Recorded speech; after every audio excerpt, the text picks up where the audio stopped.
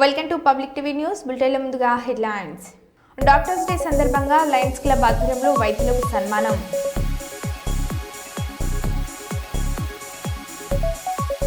నర్సయ్యపల్లి, గొల్లపల్లి గ్రామాలలో పలు అభివృద్ధి కార్యక్రమాలకు శంకుస్థాపన చేసిన ఎమ్మెల్యే.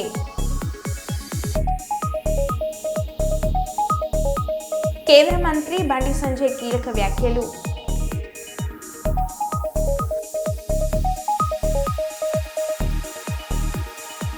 కలెక్టర్కు అర్జీ ఇచ్చిన 4వ తరగతి విద్యార్థి.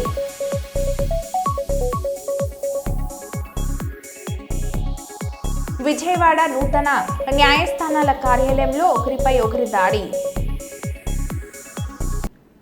సుల్తానాబాద్ మండలం నర్సయ్యపల్లి, గొల్లపల్లి గ్రామాలలో పలు అభివృద్ధి కార్యక్రమాలకు శంకుస్థాపనలు చేసిన పెద్దపల్లి ఎమ్మెల్యే చింతకుంట విజయ రమణరావు. ఈ సందర్భంగా కాంగ్రెస్ నాయకులు Sultanabad lions club president Tirumalarao ఎమ్మెల్యేకు పుష్పగుచ్చం అందించి శాల్వాతో ఘనంగా సత్కరించారు.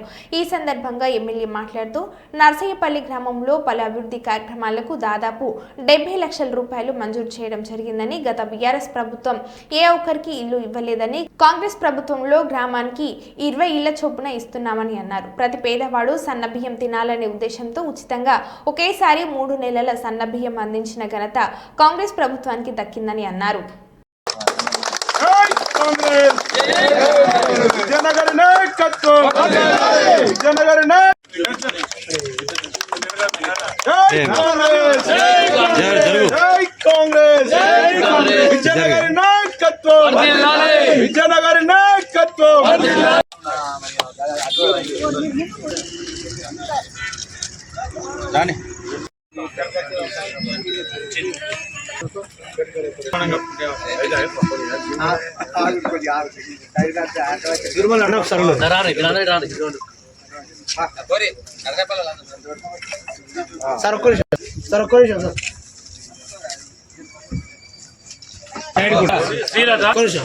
మహిళలు ఇద్దరు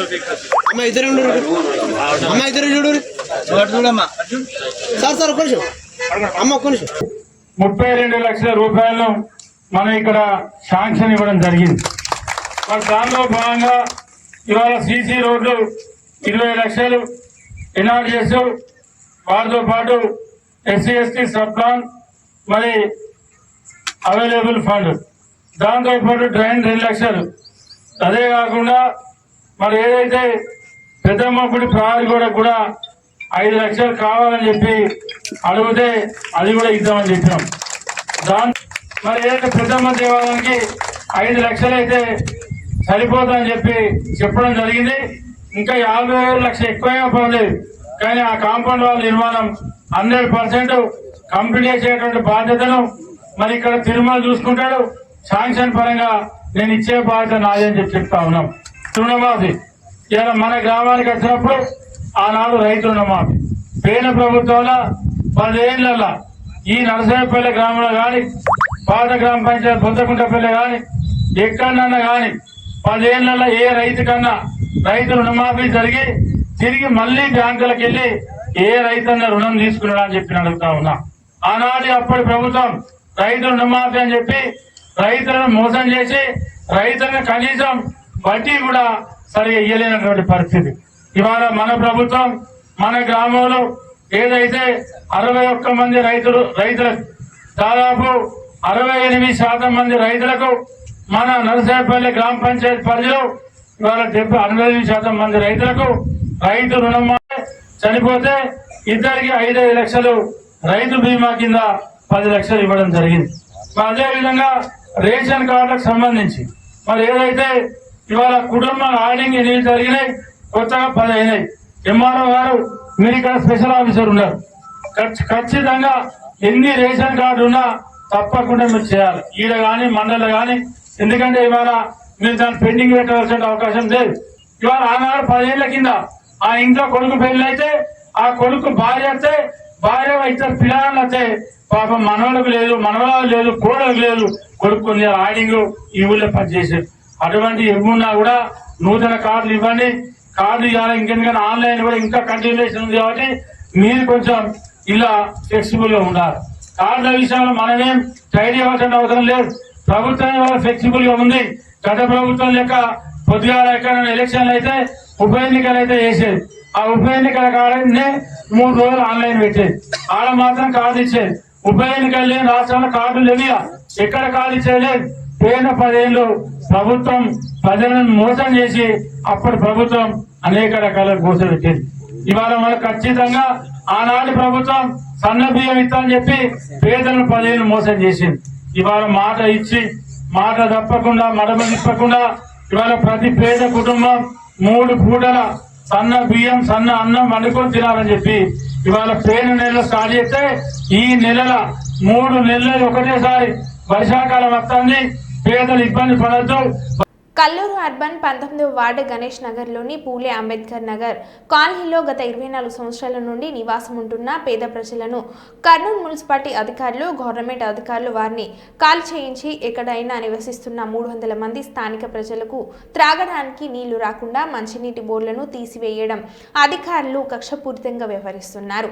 ఈ విషయం తెలుసుకున్న పాణ్యం మాజీ ఎమ్మెల్యే కాటసాని రాంభూపాల్ రెడ్డి ప్రజా సమస్యల పరిష్కార వేదిక కార్యక్రమంలో కర్నూలు నగర పాలక సంస్థ కమిషనర్ని కలిసి వారికి అన్ని సదుపాయాలు మరొక చోట కల్పించిన తర్వాతనే తగు నిర్ణయం తీసుకోవాలని, వారికి మంచినీరు మిగతా సదుపాయాలు కల్పించాలని కమిషనర్కి వినతి పత్రాన్ని ఇవ్వడం జరిగింది.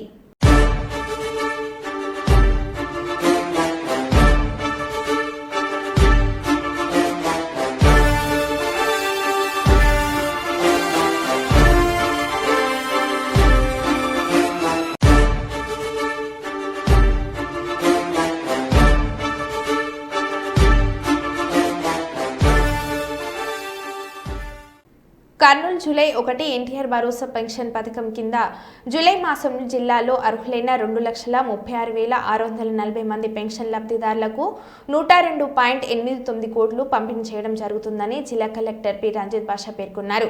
మంగళవారం ఉదయం ఎన్టీఆర్ భరోసా పెన్షన్ పంపిణీలో భాగంగా ఓర్వకల్ మండలం నన్నూరు గ్రామంలో లక్ష్మమ్మ, సుంకమ్మ, మాసమ్మ, సత్యం వెంకటస్వామిలకు వృద్ధాప్య పెన్షన్, లక్ష్మీదేవి, కుమారి వెంకటలక్ష్మిలకు వితంతు పెన్షన్, హనుమన్న మధ్యలకు వైకల్య పెన్షన్లను వారి ఇంటి వద్దకే వెళ్లి కలెక్టర్ పాణ్యం ఎమ్మెల్యే అందజేశారు. ఈ సందర్భంగా కలెక్టర్ పెన్షన్లను లబ్ధిదారులకు పంపించేస్తూ కలెక్టర్ వారి యోగక్షేమాలను అడిగి తెలుసుకున్నారు.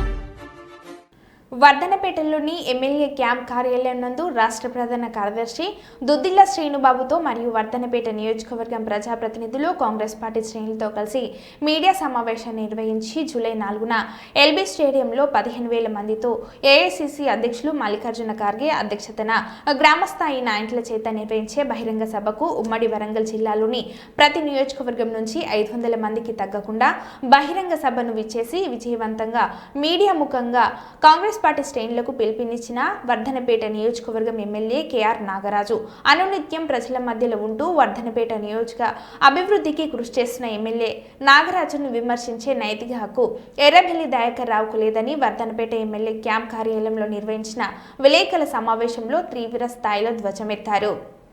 ముఖ్యమంత్రి గారు దృష్టికి తీసుకెళ్లి అది కూడా తేవడానికి నేను నా శాయశక్తుల ప్రయత్నం చేస్తానని, తప్పనిసరిగా నన్ను గెలిపించినందుకు నేను చెప్పాను.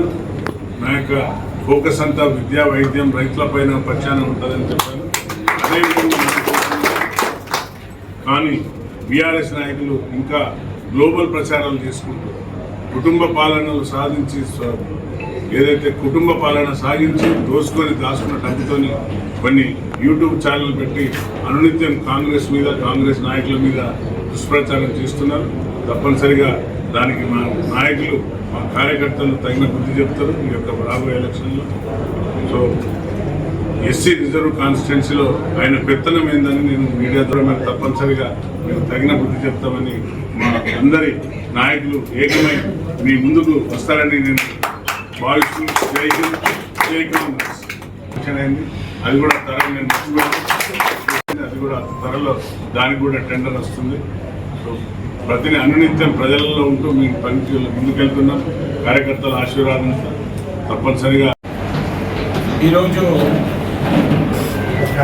అన్నగారి ఆదేశాల ప్రకారం 4వ తారీఖు నాడు మా అఖిల భారత కాంగ్రెస్ కమిటీ ప్రెసిడెంట్ శ్రీ మల్లికార్జున ఖర్గే గారి ఆధ్వర్యంలో కొత్తగా వేశారు కాబట్టి, ఇన్ఛార్జిగా వేశారు కాబట్టి మీ ద్వారా అందరికీ తెలియజేసేందుకు ఇంకా సమావేశం జరగవలసింది. మిగతా విషయాలు అన్నగారు చెప్తారు. ముఖ్యమంత్రి మరియు అందరూ క్యాబినెట్ మినిస్టర్లతో సహా ఆల్ ఎమ్మెల్యేస్ ఆ యొక్క వేదికను పంచుకోవడానికి మరియు ముఖ్యంగా కాంగ్రెస్ కుటుంబ కార్యకర్తలతో రాబోయే లోకల్ బాడీ ఎలక్షన్స్ కావచ్చు, లేకుంటే ఇంకా ఈ యొక్క కాంగ్రెస్ను బలోపేతం చేసేదానికి ఉద్దేశించి 4వ తారీఖు జరిగేబోయే ఏదైతే మీటింగ్ ఉందో గ్రామ అధ్యక్షులతో మొదలుకొని మండల అధ్యక్షులు, బ్లాక్ అధ్యక్షులు, ఫ్రంటల్ ఆర్గనైజేషన్లో ఉన్న ప్రతి ఒక్క నాయకులు కూడా ఆహ్వానించబడ్డారు. కాబట్టి అందరూ కూడా మండలం మన యొక్క ఆల్ మండల్స్ నుండి మండలాధ్యక్షులు వారి బాధ్యతలు తీసుకొని వారిని తీసుకురావాల్సిన బాధ్యత మాజీ చైర్మన్తో కలిపి వారు కూడా అందరూ కూడా పెద్ద ఎత్తున కదిలి రావాలని గ్రామ మండల అధ్యక్షులందరూ కూడా వీటిని బాధ్యత తీసుకొని వారిని తీసుకొచ్చి మధ్యాహ్నం 12:30 లోపు అక్కడ హైదరాబాద్ ఎల్బీ స్టేడియంలో అందరం కూడా ఖర్గే గారు ఇచ్చే సమాచారం, వారిచ్చే దిశ నిర్దేశాన్ని మనం స్వీకరించుకొని మనం వారితో ఇంటరాక్ట్ అయ్యి రావాల్సిన తరుణంగా దీనికి రాబోయే లోకల్ బాడీ ఎలక్షన్లో నాగరాజుకు ఆదరణ తగ్గిందని, కాంగ్రెస్కు ఆదరణ తగ్గిందని ఒక దుష్ప్రచారం పగటి కళలు కనుక్కుంటూ దుష్ప్రచారం చేసుకుంటూ తిరుగుతున్నాడు. తప్పనిసరిగా రాబోయే ఎలక్షన్లో మా కాంగ్రెస్ కార్యకర్తలు ఎలాగైతే నన్ను స్కంధాలపై వేసుకొని గెలిపించుకున్నారో వరంగల్ జిల్లాలో కలిసికట్టుగా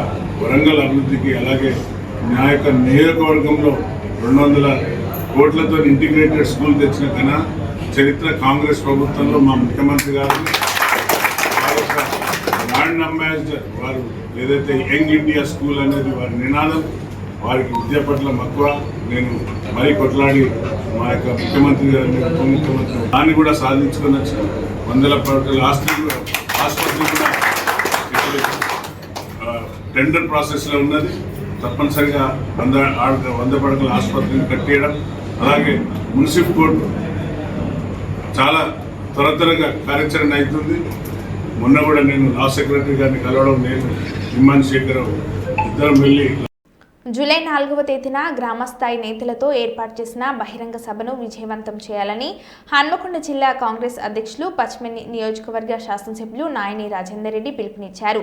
ఈ మేరకు వర్ధనపేట శాసనసభ్యుడు కేఆర్ నాగరాజు, వరంగల్ జిల్లా కాంగ్రెస్ పార్టీ అధ్యక్షులు ఎర్రబెల్లి స్వర్ణ, వరంగల్ పార్లమెంట్ అసెంబ్లీ నియోజకవర్గాలకు ఇన్ఛార్జీలుగా నియమితులైన టీపీసీసీ అధ్యక్షుడు చిట్ల సత్యనారాయణ, టీపీసీసీ ప్రధాన కార్యదర్శులు దుద్దిల్ల శ్రీనుబాబు, పల్లె శ్రీనివాస్ గౌడ్, మొత్కూరి ధర్మారావుతో కలిసి ఎమ్మెల్యే నాయని మీడియా సమావేశంలో మాట్లాడారు. ఈ సమావేశం ముఖ్య ఉద్దేశం ఏంటంటే 4వ తారీఖు రోజు ఏఐసిసి అధ్యక్షులు ఖర్గే గారు హైదరాబాద్కు రావడం జరుగుతుంది.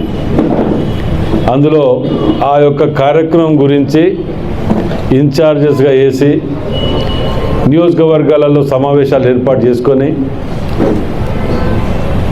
ఈ కార్యక్రమానికి మొబిలైజేషన్ కానీ, డెకరేషన్ కానీ, ఆర్గనైజేషన్ సిస్టాన్ని ఏ విధంగా ఇది చేయడానికి జిల్లా ప్రజలకు అందరికీ షార్ట్ టైం తక్కువ ఉన్నది కాబట్టి మీ ద్వారా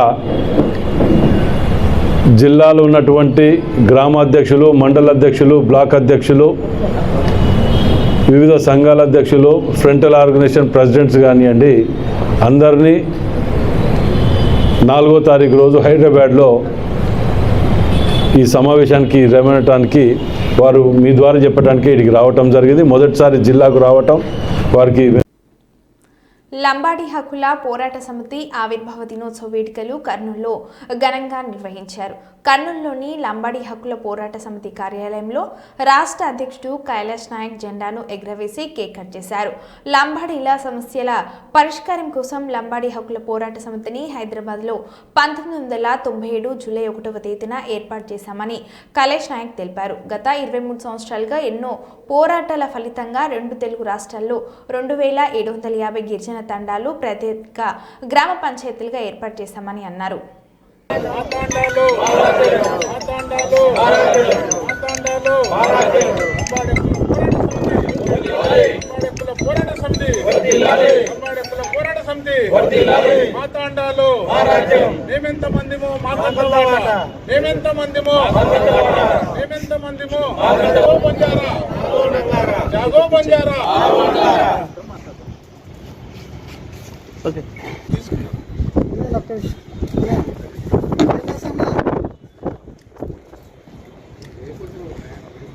చూడండి పైకి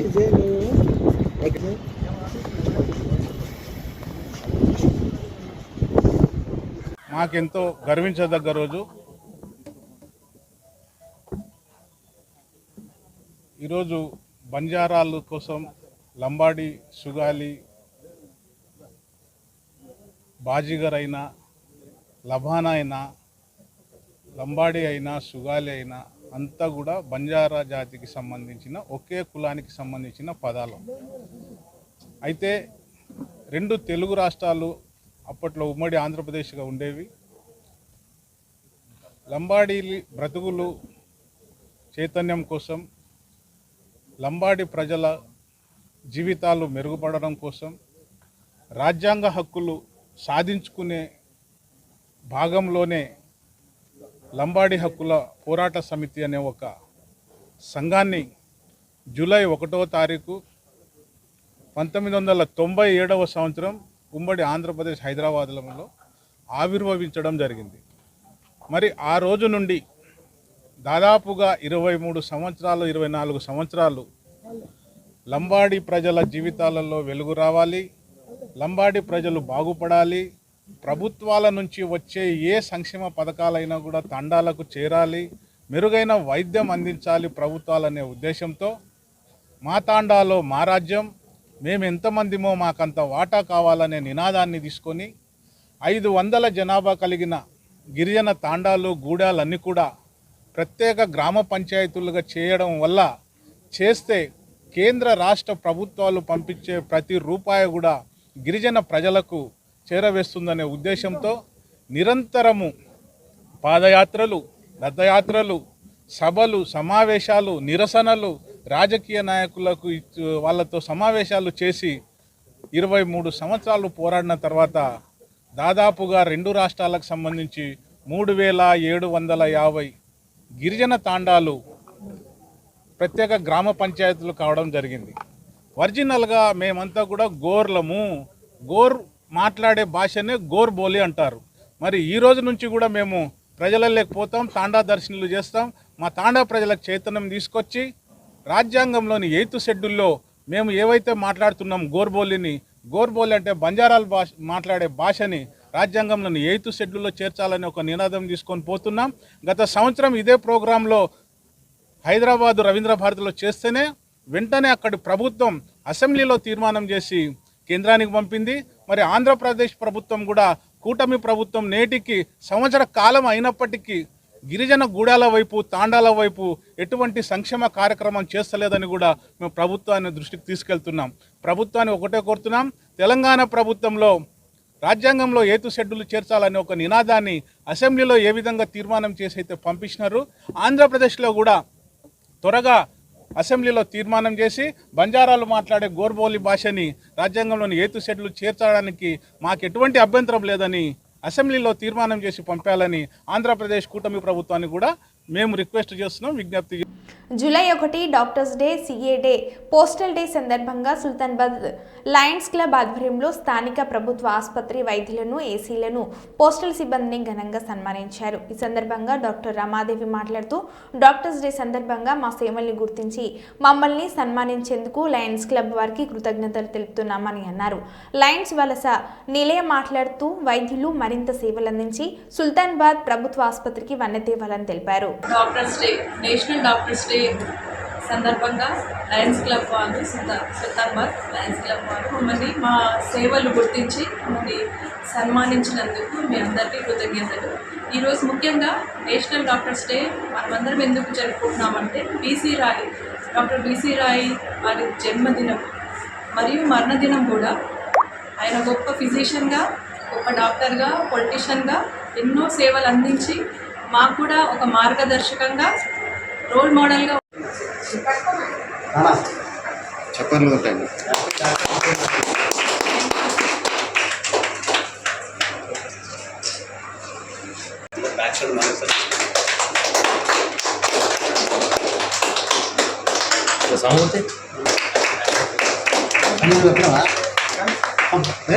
అరే రెండు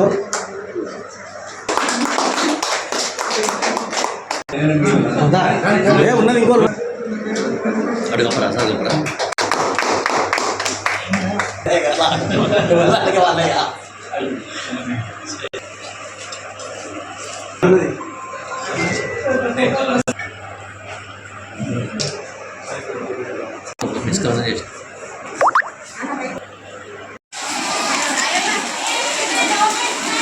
అన్న ఒకసారి ఇటు చూడండి.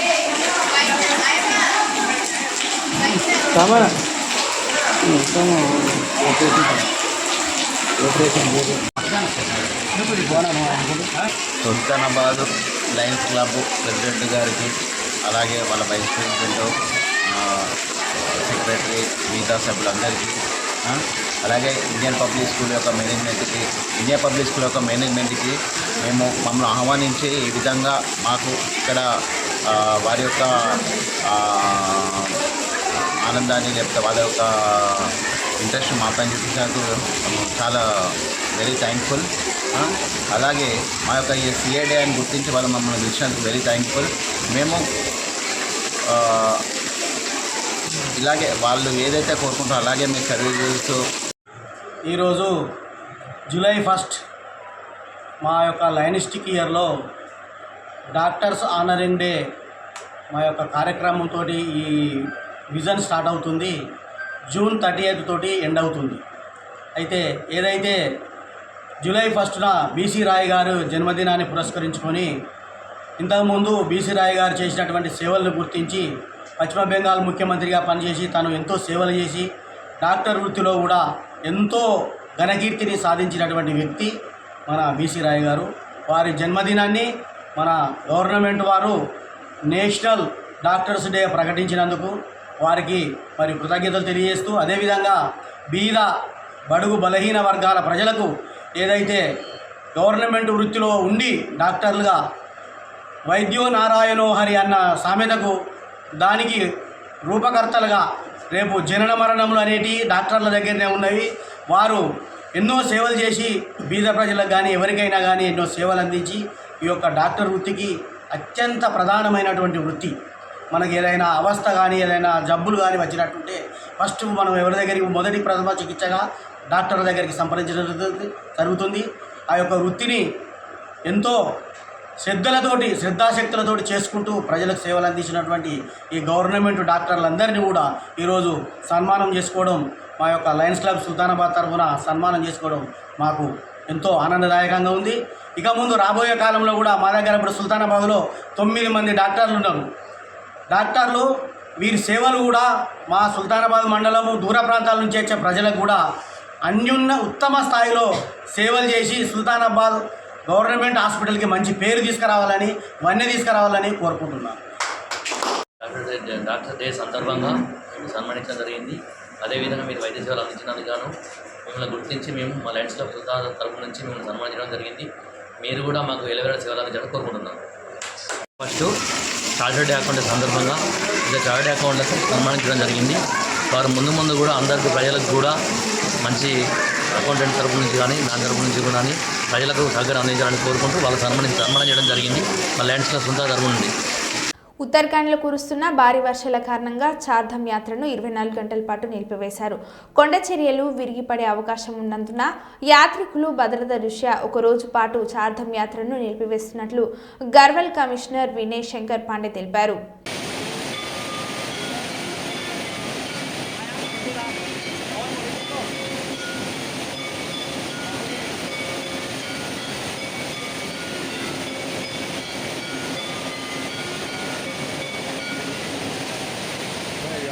पानी देख रहे हो? पहली नदी है आज ये। हाँ पहली नदी है। भयंकर नदी आ रही बिरार में। पहली नदी है तो बरसात की।